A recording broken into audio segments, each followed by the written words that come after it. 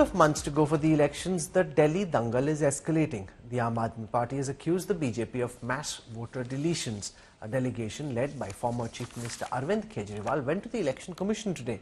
The AAP has declared that it will not be allying with the Congress for this Delhi election and wants to take up the issue of voter deletions in a big way.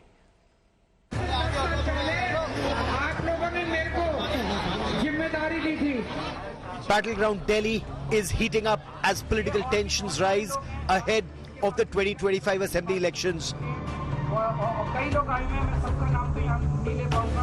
The Aam Aadmi Party and the BJP are sparring over allegations of voter name deletion and illegal immigrants. The Aam Aadmi Party has accused the BJP of attempting to influence Delhi's elections by proposing the deletion of voters' names, sparking a massive controversy. An Aam Aadmi Party delegation led by Arvind Kejriwal and Delhi Chief Minister Atishi filed an official complaint with the Chief Election Commissioner on Wednesday over the issue. कैसे शाहदरा में BJP के एक पदाधिकारी ने चोरी छिपे 11,008 voters की list कटवाने के लिए चुनाव आयोग को दी और चुनाव आयोग ने चोरी छिपे इसके ऊपर काम करना चालू कर दिया। जनकपुरी में 24 बीजेपी के कार्यकर्ताओं ने 4,874 वोट काटने के लिए आवेदन किया है। तुगलकाबाद में 15 बीजेपी के वर्कर्स ने 2,435 वोट काटने के लिए आवेदन किया है। 28 अक्टूबर के बाद जब ये प्रक्रिया समाप्त हो गई, चुनाव आयोग के मतदाता सूची प्रकाशित हो गई, उसके बाद इतनी बड़ी तादाद में इन 7 विधानसभाओं में वोट काटने के लिए आवेदन पत्र आए। कई सारे ऑब्जेक्टर्स यानी कि आपत्तिकर्ता कहीं ना कहीं बीजेपी से जुड़े हुए हैं। The BJP has hit back, accusing the Aam Aadmi Party of facilitating illegal immigrants to secure votes. मैं अरविंद केजरीवाल से एक सवाल पूछना चाहता हूं कि दिल्ली को बचाना है या नहीं बचाना। दिल्ली में अतिक्रमण, दिल्ली में अवैध घुसपैठ, ये एक बहुत बड़ा सुरक्षा का मुद्दा है। हमारा मानना है कि सभी दिल्ली वालों को सजग रहना चाहिए।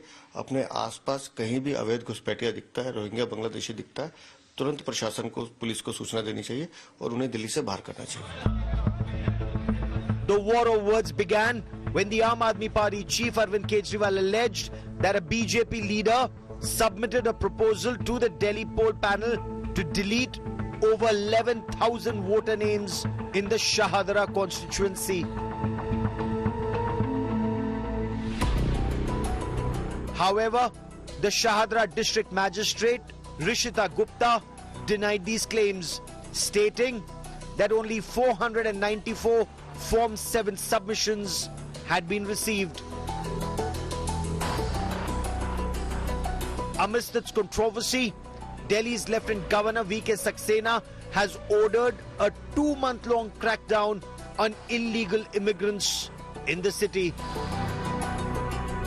The Delhi police have launched raids at infiltration hotspots, rigorously checking ID proofs to identify and act against unauthorized settlers. इस वक्त हम लोग मौजूद हैं साउथ ईस्ट डिस्ट्रिक्ट में और आप यहां पर देखिए पुलिस की टीम आपको नजर आएगी जो उन इलाकों में जाकर के लोगों को वेरीफाई कर रही है जिन इलाकों में अंदेशा है, आशंका है कि यहां पर बांग्लादेशी छिपे हो सकते हैं। While the controversy over electoral roll deepens, the Aam Aadmi Party ruled out an alliance with the Congress in the upcoming elections. जब पार्टी के नेता अरविंद केजरीवाल जी ने स्पष्ट कर दिया कि दिल्ली के चुनाव में कांग्रेस के साथ कोई गठबंधन नहीं हो रहा है, आम आदमी पार्टी ने कई बार स्पष्ट कर दिया कि दिल्ली विधानसभा चुनाव में हम कोई गठबंधन नहीं कर रहे हैं। The Aam Aadmi Party and the Congress fought the Lok Sabha elections in Delhi together earlier this year.